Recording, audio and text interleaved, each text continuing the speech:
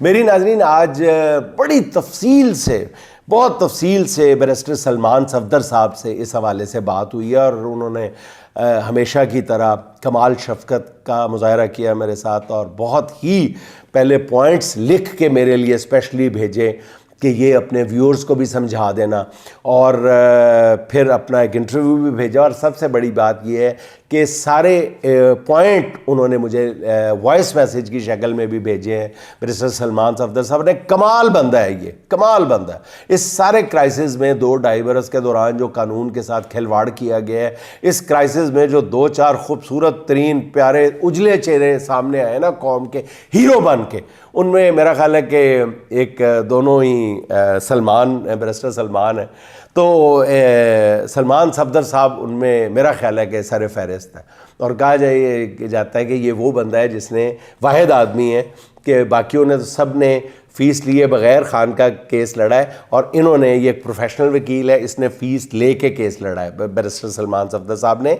लेकिन नाज़रीन मैं पहले भी आपको बता चुका हूँ कि इन्होंने टोकन फ़ीस ली है, इन्होंने एक प्रोफेशनल वकील होने का भी सबूत दिया है और ये कायदे-ए-आज़म की ज़िंदगी में हमें मिसाल मिलती है। उन्होंने भी एक खातून का गालिबन केस लड़ा था और 1 आना या 1 रुपया फ़ी ली थी, कहते थे मैं एक प्रोफेशनल वकील हूँ। इसी तरह बैरिस्टर सलमान सफदर साहब ने भी गालिबन 10% या 20 या 25% बाज़ केसेस में फ़ीस ली है इमरान खान साहब के मुख्तलिफ केस लड़ने में। तो आज उन्होंने जो मुझे सबसे मज़ेदार बात बताई है, उन्होंने कहा कि मुझे सबसे बड़ा एतराज़ और हैरत इस बात पे थी कि पूरे केस में इस्तगासा बार बार यू टर्न लेता रहा, बार बार एक ही मौक़िफ़ जो है उससे पलटा खाता रहा। पहले क्रिमिनलिटी से कहा, फिर क्रिमिनलिटी से विड्रॉ कर गया इस्तगासा, फिर कहा कि जी ये जो है पूरा अलकादर यूनिवर्सिटी वाला ये गोस्ट प्रोजेक्ट है, ये है ही नहीं है प्रोजेक्ट है। फिर पता चला नहीं है तो वो तो गवर्नमेंट कॉलेज से एफिलिएटेड है, वहाँ पे तो बच्चे पढ़ रहे हैं, तालीम का सिलसिला जारी है। फिर उससे भी मुकर गए, कभी एक केस बनाते थे उससे मुकर जाते थे, कभी दूसरा केस डालते थे उससे मुकर जाते थे। वो कहते हैं कि पूरे केस में ये मुकरने का खेल जारी रहा और जज जो थे वो जाहिर है कि वही थे जो पहले जिन्होंने करतूत दिखाए थे। तो कहते हैं बुरी तरह कॉम्प्रोमाइज़ जज था, तो उससे यही उम्मीद थी जो सामने आया। फिर वो कहते हैं कि 2 दिसंबर को ये कहते हैं कि इन्होंने केस खड़ा करने की कोशिश की है कि 2 दिसंबर को इमरान खान से ने ये अप्रूवल ली है कैबिनेट से। कहते हैं हालांकि ये अप्रूवल के बाद उसको यानी ये वहाँ पे जो बरतानिया में जो मुआहदा हो रहा था उसको इमरान खान और काबीना के सिग्नेचर्स की वजह से अप्रूवल के बाद वो हुआ। हालांकि वो उससे हफ्ता 10 दिन पहले जो है वो सारी की सारी रकम जो है वो पाकिस्तान आ चुकी थी। ये कोई यानी गैर कानूनी बात भी नहीं बनती, क्रिमिनलिटी भी नहीं बनती, गैर अखलाकी भी नहीं बनती। कोई एक केस रत्ती बराबर भी इमरान खान के बुशरा बीबी पे साबित ही नहीं होता। और कैसे आप इसको किसी कोर्ट में डिफेंड कर पाओगे जहां पर आपकी मर्जी के जज नहीं होंगे? कैसे करोगे यार? और अगर मैं कहता हूं जी 1% भी अगर आप में है कि सारे के सारे गन पॉइंट पे आप फैसला ले लोगे, तो यार किसी जब आखिरी अदालत में जाओगे तो फिर क्या कहोगे, क्या जवाब दोगे? रत्ती बराबर भी शर्म करो खुदा के लिए, क्या करोगे, क्या जवाब दोगे? नाज़रीन अलकादर ये फैसला आने के बाद, अलकादर फैसला आने के बाद किसी नून लीग की भोंपू को इजाज़त नहीं है कि वो चुप होकर बैठ जाए, इसलिए सब कोरस की शक्ल में इस फैसले के गुण गा रहे हैं।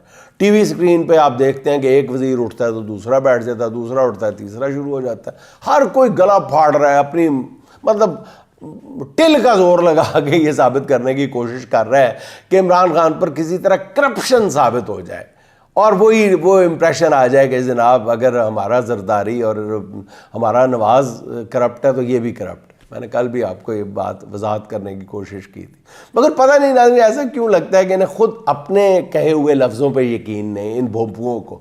अलकादर ट्रस्ट केस का फैसला चूँकि पहले ही आउट हो चुका था, इसलिए हुकूमत ने अडयाला में अपने कई टाउट भेजे थे और कुछ टाउट्स को तो लाहौर से ख़ास तौर पे भिजवाया गया था और उन्हें ये टास्क सौंपा गया था कि वो फैसले के आने तक इमरान खान के मुंह से कोई ऐसा जुमला निकलवाएं जिसे बतौर प्रोपेगेंडा इस्तेमाल किया जा सके। उन्होंने बंदे भेजे कि जाओ इमरान खान के मुंह से कोई ऐसा जुमला निकलवाओ कि कोई बात, कोई ख़बर बन सके उसके ख़िलाफ़। लेकिन इमरान खान ने साबित किया कि मीडिया की लड़ाई में वो इन किराए के मुछंदरों का बाप है। उल्टा इमरान खान ने उनको बंदर कह दिया और अब ये सफाइयाँ देते फिर रहे हैं कि नहीं नहीं मुझे नहीं बंदर कहा, फलां को कहा होगा, मैंने तो नहीं सुना कि मुझे बंदर कहा है। दूसरी तरफ नाज़रीन मरियम नवाज कहती हैं कि अब मैं अल-कादर यूनिवर्सिटी चला कर दिखाऊंगी। मुझे तो कभी कभी इस खातून पर तरस आता है जो इलेक्शन हारने के बावजूद किसी और की असेंबली नशिस्त पर बैठी हुई हैं, यानी मैंडेट किसी का हुकूमत मैं करूँ, यूनिवर्सिटी किसी की चलाऊँ मैं, मंसूबे किसी और के इफ्तिताह करूँ मैं, तरक्याती स्कीमें किसी और की मगर मैं नाम लगाऊं अपना साथ, यही नहीं बल्कि स्टाइल किसी और के नकल करूं मैं। ये वही मरियम नवाज हैं जिनके वालिद और चचा को भुट्टो बनने का बड़ा शौक था और ख़ुद मरियम नवाज पहले बेनज़ीर बनने की कोशिश करती हैं और अब इमरान खान बनना चाहती हैं। कैसी कैसी ख्वाहिशें हैं नाज़रीन। मरियम नवाज़ के अल-कादर यूनिवर्सिटी चलाने के ऐलान पर मुझे याद आता है कि मोहतरमा जब से ज़बरदस्ती की वज़ीर आला बनी है, पंजाब के 17,000 स्कूल जो हैं वो प्राइवेट सेक्टर को दे दिए गए। यही नहीं, लाहौर के दर्जनों कॉमर्स कॉलेज बंद कर दिए गए और शौक़ चढ़ा है अल-कादर यूनिवर्सिटी चलाने का। कैसे, मतलब, और मुझे अदालत के इस फैसले पर भी हैरत नहीं अफसोस होता है। पहली दफ़ा मैंने सुना है कि एक ट्रस्ट का जो है वो सारे का सारा वो हुकूमत के स्पुर्द कर दिया जाए, यानी, और जाहिर है ये फरमाइशी फ़ैसला था चूँकि खेलन को मांगे चांद। अब मैं दोबारा, मैंने कल भी जिक्र किया था, आज फिर जिक्र कर रहा हूँ कि किसी ने इस पर एतराज़ नहीं किया, किसी आलिम दीन ने इस पर अपने रद्द अमल नहीं दिया जो मरियम बीबी ने गुज़श्ता रोज़ फरमा दिया उकाड़ा कॉलेज में गालबन तकरीर करते हुए कि अब अल-कादर यूनिवर्सिटी में जो है वो असल तालीम दी जाएगी, अब वहाँ पर जादू टूना नहीं सिखाया जाएगा। किस कदर ख़तरनाक बात की है आपने, किस कदर खौफनाक बात की है आपने मरियम साहिबा। आपके पास रत्ती बराबर इस बात का सबूत है कि उससे पहले वहाँ पे सीरत नबी पढ़ाई जा रही थी और आप कह रही हैं कि वहाँ पे जादू टूना पढ़ाया जा रहा था इससे पहले।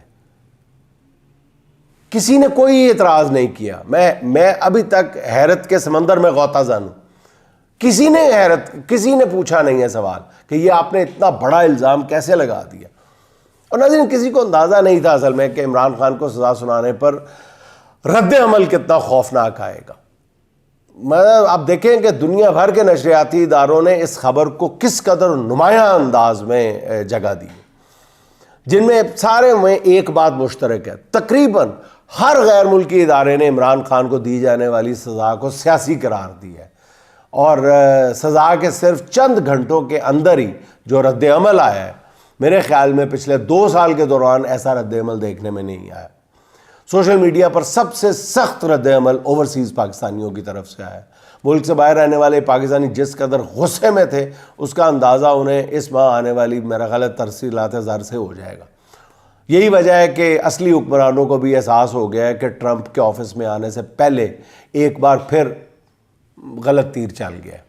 अब ज़राए का कहना यह है कि फ़ैसला सुनाने के चंद घंटे के अंदर ही अली अमीन गंडापुर को कुछ पैगाम देकर अडयाला भेजा गया, जहां उन्होंने 1.5 घंटे तक इमरान खान से मुलाकात की है, 1-on-1 मुलाकात थी। और ज़राए का कहना यह है कि इस मुलाकात के बाद अली अमीन गंडापुर की इस्लामाबाद में बाज़ आम शख्सियात से मुलाकातें हुई हैं और उसके बाद आपको इस सवाल का जवाब भी मिल जाएगा कि नून लीगी भोंपू और उनकी रदालियाँ जो हैं वो क्यों कल बैन डाल रही थी।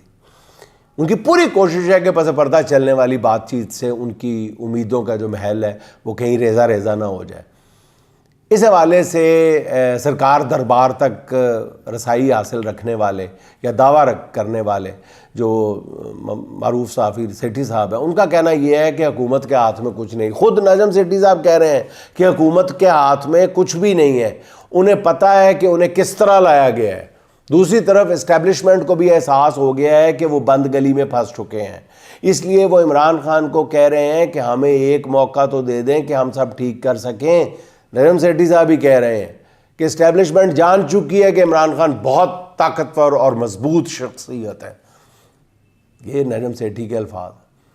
दूसरी तरफ नाज़रीन, अमेरिका से आने वाली इतलात के मुताबिक अमरीकी ऐवान नुमाइंदगान कांग्रेस में आइंदा 2 हफ्ते के दौरान बाइंडिंग रेजोल्यूशन आने वाली है, जिसका मैं पहले भी 2-3 दफ़ा जिक्र कर चुका हूँ। और अमेरिका में मुकीम मारूफ पाकिस्तानी आतिफ खान का कहना है कि इस करारदाद के ज़रिए रजीम चेंज के किरदारों पर सफरी पाबंदियाँ लगेंगी और उनके बैरून मुल्क असासे भी मुंजमद होंगे।